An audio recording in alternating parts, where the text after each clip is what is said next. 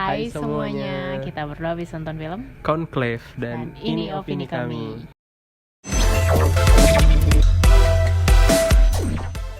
Ini film yang masuk nominasi Oscar ya? Menang. Nggak pertamanya sebelum Oscar? Iya, dinominasiin 8 film, 8 kategori yang dimenangin satu. Pokoknya ini jadi brandingnya pas kita mau order tiketnya di MTX. Di MTX ada tulisannya. Ini ada Oscar ada tulisannya. gitu.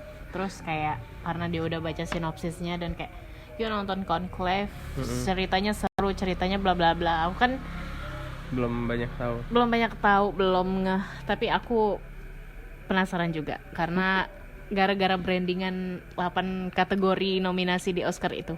Iya. Jadi film Conclave ini bercerita tentang Kardinal Lawrence yang ditugaskan buat mengadakan conclave namanya. Jadi conclave itu sebuah acara buat pemilihan paus, pemimpin tertinggi gereja Untuk umat Katolik ya. Di Vatikan, karena pausnya itu tiba-tiba meninggal. Nah, jadi dia ngadain acara conclave itu buat ngumpulin semua kardinal dari seluruh dunia untuk melakukan voting siapa yang bakal jadi paus selanjutnya gitu. Tapi yang bikin unik di sini karena dalam acara conclave itu kan mereka di kayak bikin lockdown gitu loh. Mereka nggak jadi isolasi, nggak boleh tahu info dari luar tuh. Jadi satu persatu banyak misteri yang terbongkar gitu. Banyak kayak skandal-skandal yang mungkin nanti akan terbongkar gitu. Jadi di conclave-nya itu. Dari masing-masing kandidat lah ya. Betul. Pemeran film ini yang satu, yang Kardinal Lawrence itu tuh wajahnya familiar awalnya, aku mikir siapa ya ini ya. Ternyata pas aku cek lagi ternyata dia yang jadi Voldemort di film Harry Potter. Harry Potter ya. Sama yang main film Chef itu loh. Mana? Film Chef ada di Disney Plus. Oke. Yang dia jadi chef. Belum nonton. Nanti bisa nonton. First impressionnya itu karena nggak baca ini juga ya, karena nggak baca Gak baca sinopsis. aku kira ini film eksorsis lagi. Film tentang gereja, hantu-hantu gitu hantu-hantu. Ternyata enggak. Dari judul aja udah conclave gitu. Jadi Bisa-bisanya anak ini memikirkan kalau ini film horor lagi. tapi aku juga belum tahu tuh conclave sebenarnya apa. Awalnya aku nggak tahu apa kita karena nggak tahu juga.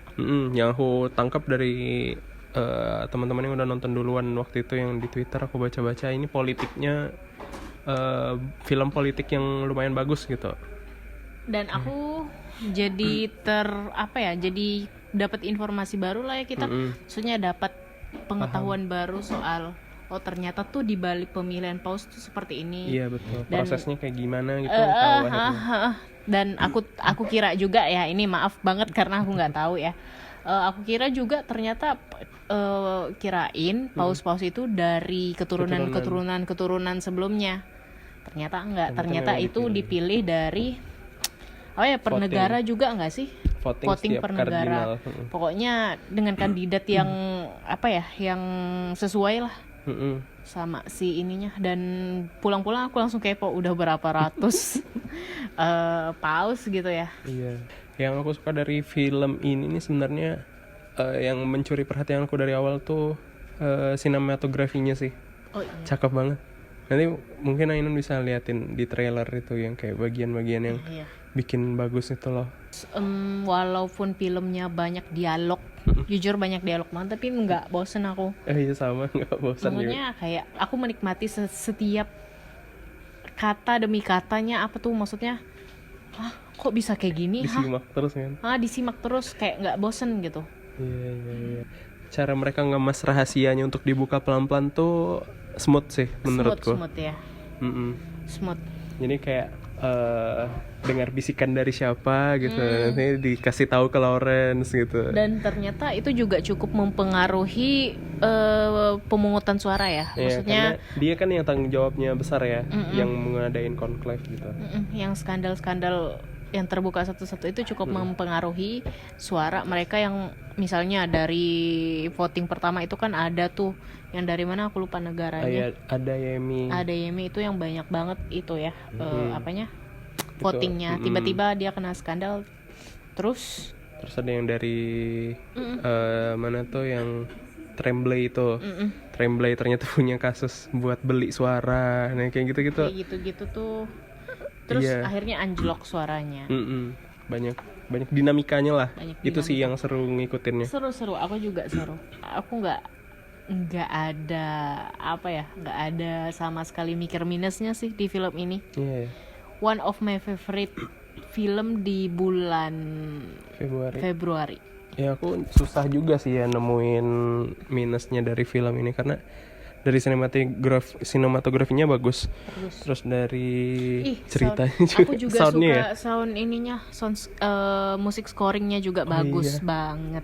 Dengan nada violinnya itu loh. Itu kita nonton di Studio 1 bukan? Iya. Studio 1 apa di Studio 2 gitu? Kayaknya sih bukan deh. Iya. Studio enggak. Pokoknya bukan studio kecil bukan sih. Di Dolby Atmos. Tapi cukup oke. Nah, endingnya nih yang buat kita tuh kayak Dan di situ tuh banyak banget meaning dan pesennya sih bagi aku.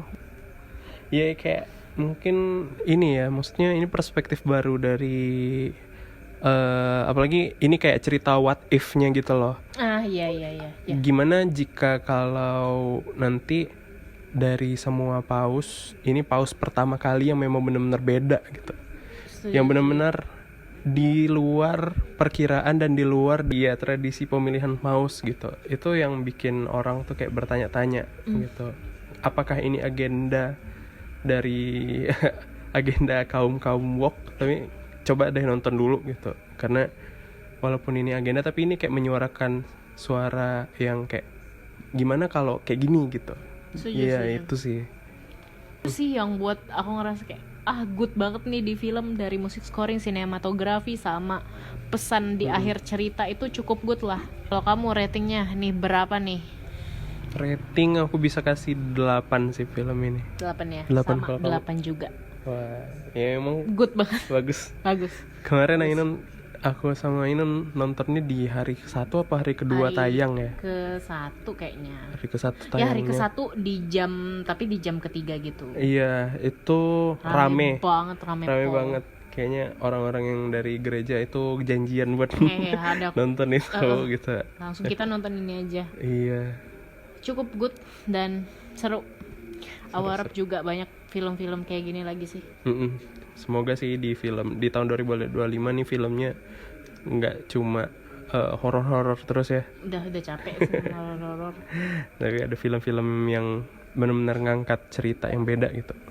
Dan ini salah satunya. Betul. Dan wajib banget kamu tonton. Ini kayaknya ini seminggu lalu yang kita nonton. Gini kita baru bikin opininya.